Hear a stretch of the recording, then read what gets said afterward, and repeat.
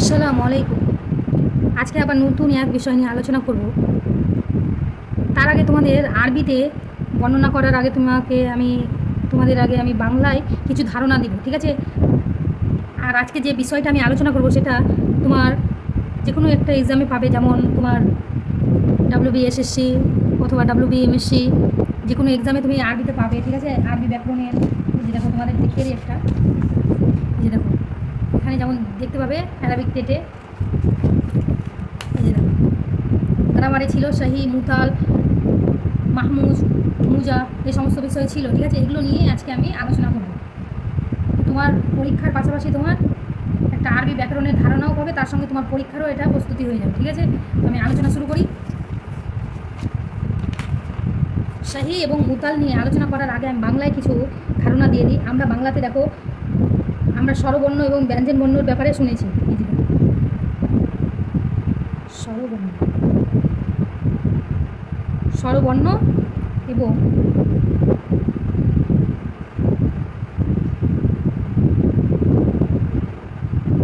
ব্যঞ্জন বর্ণ, এই যে আমরা স্বরবর্ণ এবং ব্যঞ্জন বর্ণ ব্যাপারে আমরা শুনেছি অবশ্যই। এবার স্বরবর্ণ আমরা কীভাবে চিনি? যে ওয়া থেকে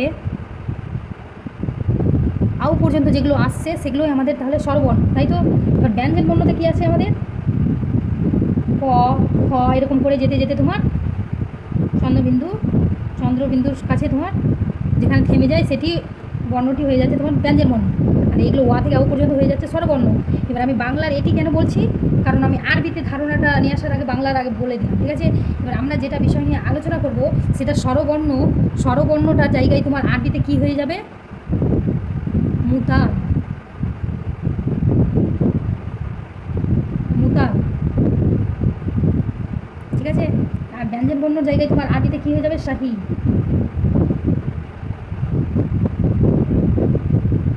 ঠিক আছে? এবার মুতাল আর শাহির ব্যাপারে জানার আগে আমরা যেমন বাংলায় দেখলাম ক থেকে চন্দ্রবিন্দুকে ব্যঞ্জন বর্ণ বলে, ওয়া থেকে আউকে স্বরবর্ণ বলে, তাহলে মুতাল আর শাহির ব্যাপারে আলোচনা করার আগে আমি আরবি বর্ণগুলো আগে চিনিয়ে দিই। এই যে দেখো আমরা আরবিতে কী চিনি? যে আলিফ, তারপরে বা, তা, এরকম করে যেতে যেতে তোমার ইয়া পর্যন্ত যতটি বর্ণ রয়েছে সেগুলোই তোমার আরবি বর্ণ, তাই তো? তো এই আলিফ থেকে ইয়া পর্যন্ত বর্ণমালা আছে তোমার মোট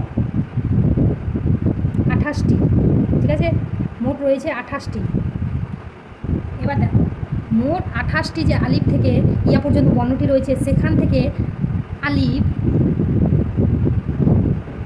ওয়াও, ইয়া, এই তিনটা মুতালের মধ্যে পড়বে, ঠিক আছে?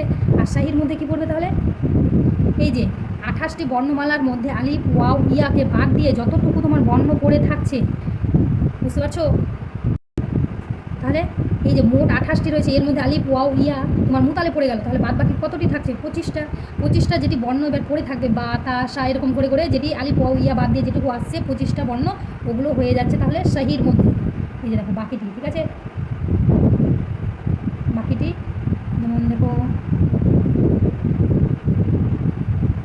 বা, তা, এরকম করতে করতে তোমার চলে যাবে, ঠিক আছে? ইয়া কিন্তু পড়বে না, কারণ ইয়া, ওয়াও, আলিফ এগুলো মুতালের মধ্যে, বাদ বাকি যেগুলো পড়ে থাকবে সেগুলো তোমার চলে আসবে শাহির মধ্যে, বুঝতে পারছো? এবার দেখো মুতালে যে আমরা পেলাম আলিফ, ওয়াও, ইয়া, এই তিনটাকে একসঙ্গে বলা হবে, এই তিনটাকে একসঙ্গে বলা হবে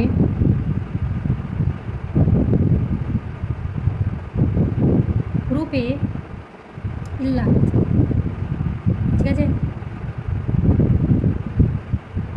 আলিফ, ওয়াও, ইয়াকে তিনটাকে একসঙ্গে কি বলা হয়? হুরুফে ইল্লাত। তাহলে মুতালের মধ্যে আমরা হুরুফে ইল্লাত পাবো, ঠিক আছে? আর হুরুফে ইল্লাত মানে আমরা বুঝবো যে আলিফ, ওয়াও, ইয়াকে বোঝানো, আর বাদ বাকি যেগুলো 25টা তোমার বর্ণ পড়ে থাকছে আরবিতে সেগুলো হয়ে যাবে শাহির মধ্যে, ঠিক আছে? এবার শাহি নিয়ে আমরা আলোচনা প্রথমে করছি, ঠিক আছে? শাহি অর্থাৎ আমরা কি বুঝতে পারছি?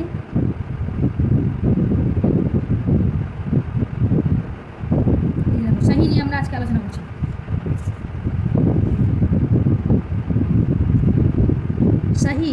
শাহি অর্থাৎ আমরা কি পাচ্ছি? শাহি প্রথমে বলে দিলাম ব্যঞ্জন বর্ণ, ঠিক আছে? ব্যঞ্জন বর্ণ যেটা আমরা জানি বাংলায়, সেটা আরবিতে তোমার শাহি, ঠিক আছে? এবার শাহি অর্থাৎ আমরা সাধারণ যে সাহি একটা শব্দ শুনছি, তো কীভাবে মানে যেটা মাথায় আমাদের প্রথম আসছে সাহি অর্থাৎ কী বোঝাচ্ছে? সঠিক। সাহি, এই যে দেখো সাহি উচ্চারণ করছি, কেমন লাগছে? সঠিক বোঝাচ্ছে না? তো এটা মানে হয়ে যাচ্ছে একটা, অর্থাৎ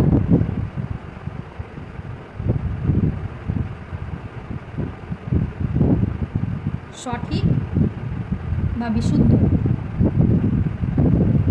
তাহলে সাহি অর্থাৎ কি তাহলে পেলাম? সঠিক বা বিশুদ্ধ।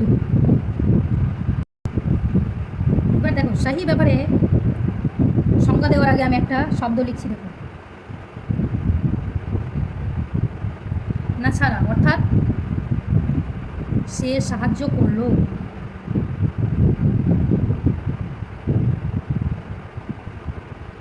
সে সাহায্য করলো।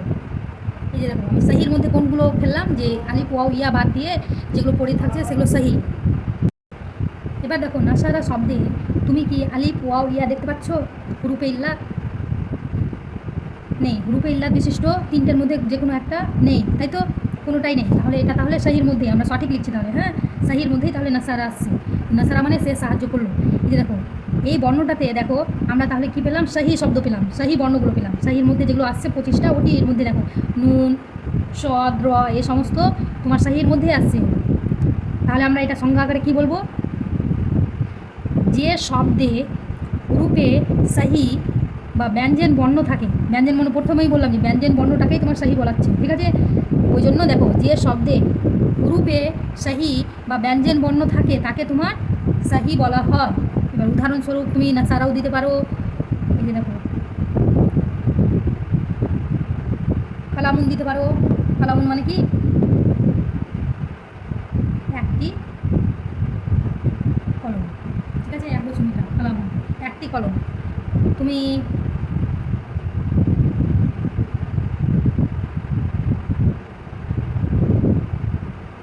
বুখারাতুন ভাবি দিতে পারো, ঠিক আছে?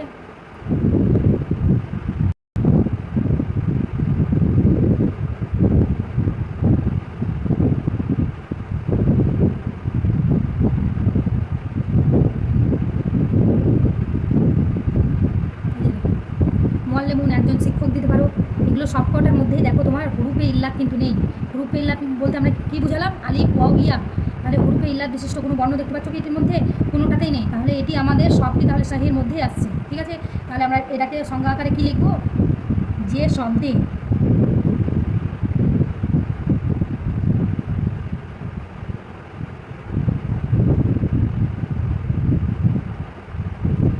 যে শব্দে হুরুফে সাহি বা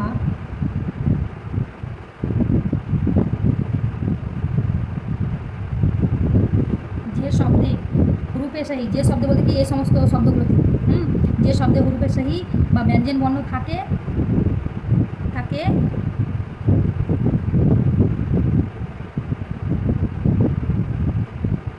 সাহি বলা হয়। তাহলে বুঝতে পারছো বাংলাতে আমি ব্যঞ্জন বর্ণ আর স্বরবর্ণ কেন লিখলাম? কারণ স্বরবর্ণ আর ব্যঞ্জন বর্ণর পরিবর্তেই কিন্তু আরবিতে এটা মুতাল আর সাহি আসছে, বুঝতে পারছো?